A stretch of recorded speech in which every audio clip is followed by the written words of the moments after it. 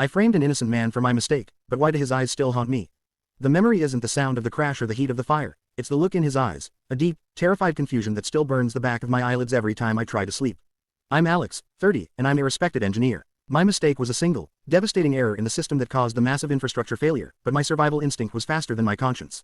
I saw an out, and I took it. The target was David, 45, the night watchman. He was quiet, a little slow, and perfectly disposable. In the frantic corporate scramble to assign blame, I planted evidence, a doctored maintenance report, a fabricated log entry, that pointed straight to his negligence. I watched him sit in the interrogation room, utterly bewildered as his clean, honest life was dismantled, brick by agonizing brick.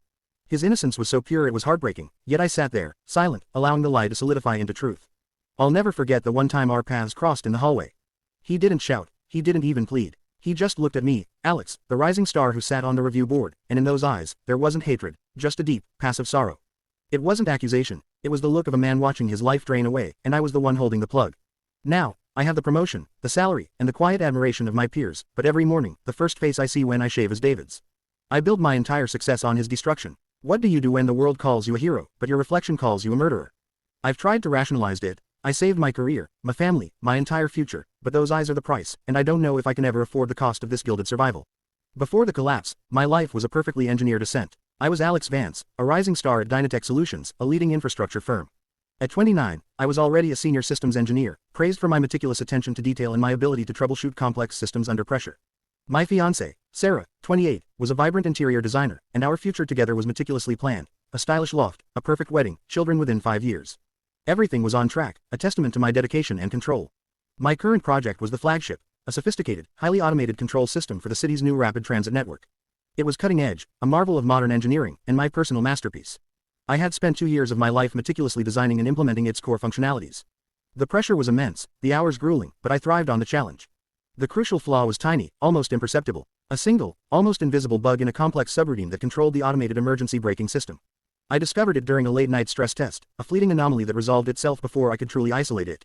I flagged it internally, noting it as a minor irregularity for further review, but the project timeline was brutal, the launch date immovable. There was no time for a deep dive, the system passed all other parameters. I convinced myself it was a ghost in the machine, a one-off glitch that wouldn't manifest in real-world conditions. My ambition, my drive to meet the deadline, overshadowed my meticulous nature. I was a few days away from finalizing the system, and pushing the launch would be a career-ending move. The launch was flawless, a public relations triumph. I was hailed as a genius, the future of Dynatech. The city's mayor personally shook my hand. I felt an exhilarating rush of success, pushing the memory of the minor irregularity deep into the recesses of my mind. Then, 6 months later, it happened. A series of critical system failures cascading through the automated network. Trains veered off course, signals went dark, and the emergency braking system, my system, failed entirely. The chaos culminated in a horrific, multi-train collision in the underground tunnel, resulting in dozens of injuries and 3 fatalities. The world exploded. Dynatech Solutions went from industry leader to corporate pariah overnight. The city launched a full-scale, aggressive investigation, demanding accountability. My career, my future, everything I had built, hung by a single, fraying thread. The first week after the crash was a blur of frantic internal meetings, legal consultations, and the chilling realization that my once perfect life was disintegrating. The investigation team, composed of ruthless corporate lawyers and independent engineers, began to tear apart every line of code, every design document, every maintenance log. I knew my bug was there, buried deep, a silent killer waiting to be unearthed. My professional judgment had failed catastrophically, and my name was on the system. That's when Mr. Davies, 58, the lead counsel for Dynatech, pulled me aside. Davies was a corporate shark, utterly devoid of sentimentality. He looked at me with cold, appraising eyes. Alex, he said, his voice low and devoid of warmth, we need a fall guy. Someone expendable, someone who can take the blame for negligence, without implicating the entire firm or, more importantly, our core engineering teams. Someone who isn't you. He laid out the implications with brutal clarity. If my bug was discovered, it would not only end my career, but potentially lead to criminal charges, ruin Sarah's future, and financially devastate my family. It would unravel Dynatech itself. But if we could pin it on an individual, a low-level employee with a less than stellar record, the firm could weather the storm, pay the fines, and move on. My entire future was on the line, and the out was right in front of me.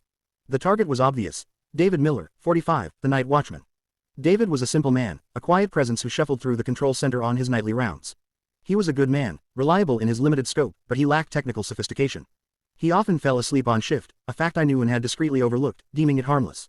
He had a few minor infractions on his record, missed log entries, late arrivals, nothing major, but enough to build a narrative of negligent oversight.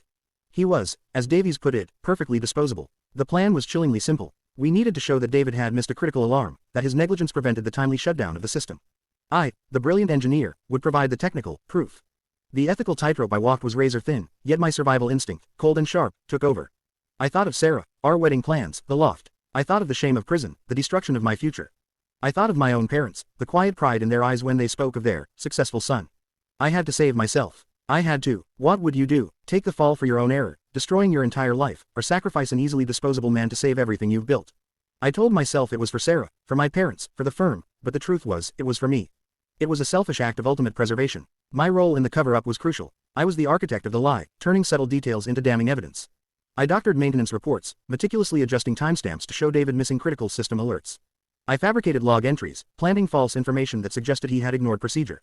I used my intimate knowledge of the system to create a digital ghost, a shadow of negligence that pointed directly at him. I was in the control center, ostensibly assisting the investigation, but secretly weaving the web of deceit. I saw David there, sitting quietly in an interview room, his face a mask of bewildered confusion. He was cooperative, almost too cooperative, unable to articulate the complex technicalities that would clear his name. He simply kept repeating, I just do my rounds. I check the lights. I make sure everything's quiet. He was a man out of his depth, drowning in a system he didn't understand. I specifically remember the one time our paths crossed in the hallway. I was walking with Davies, head held high, looking the part of the committed, ethical engineer assisting the investigation. David was being led by two uniformed officers, his hands cuffed behind his back, his simple blue uniform rumpled. He lifted his head, and his eyes met mine. There was no anger, no accusation, no spark of recognition of my guilt. There was just a deep, passive sorrow, a profound bewilderment that resonated with an almost childlike innocence. It was the look of a man who suddenly realized the world he trusted was betraying him, and he had no idea why. It was the look of a pure, simple soul witnessing the unraveling of his entire existence.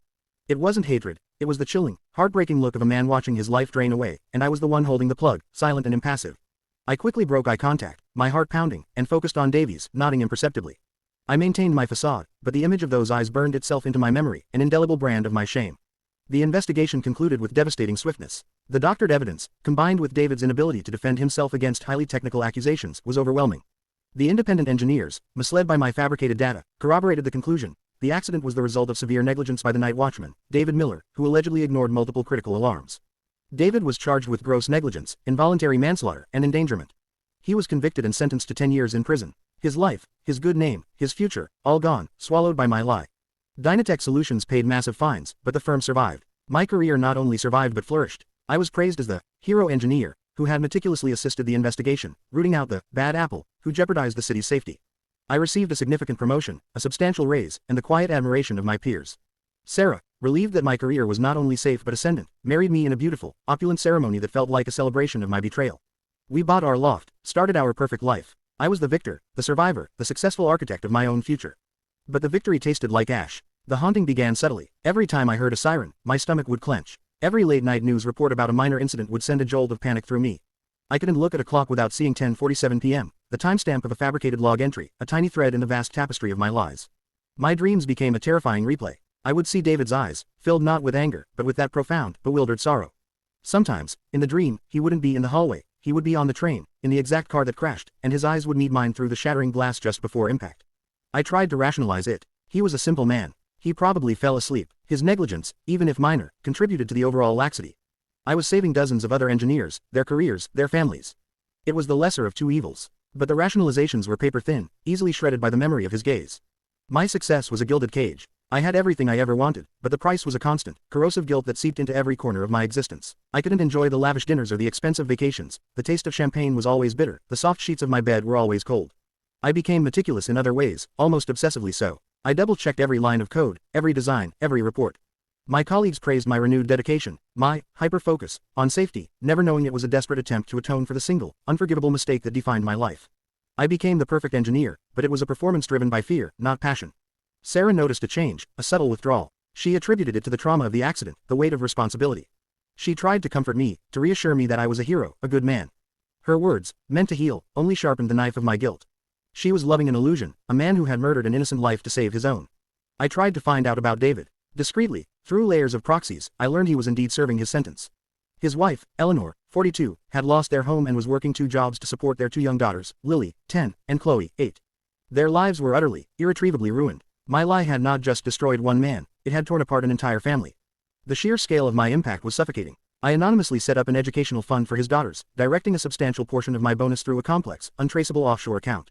It was a futile gesture, an attempt to buy peace, but it only amplified the shame. It was blood money, a tainted offering to the gods of my conscience.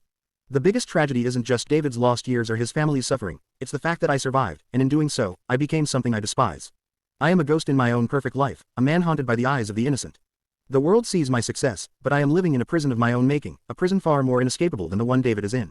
He knows why he is there, I know why I am free, and that knowledge is the heaviest burden of all.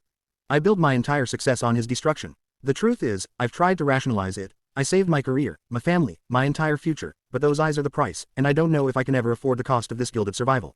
I am Alex, 30, a man living a perfect lie, forever haunted by the silent accusation in David's eyes. The only thing I haven't lost is the chilling awareness of my own monstrousness. If you had the power to undo a single, devastating lie that saved your life but destroyed an innocent man's, would you do it, even if it meant losing everything you currently have? I wrestle with that question every single day, knowing the answer would destroy me. What do you think? Do you believe a lie this big can ever truly stay buried, or is the only real punishment the lifetime of haunting guilt? Let me know your opinion in the comments below. If this emotional story of guilt, betrayal, and the corrosive nature of hidden truth resonated with you, please like, share, and subscribe to follow the next chapter of my haunted journey.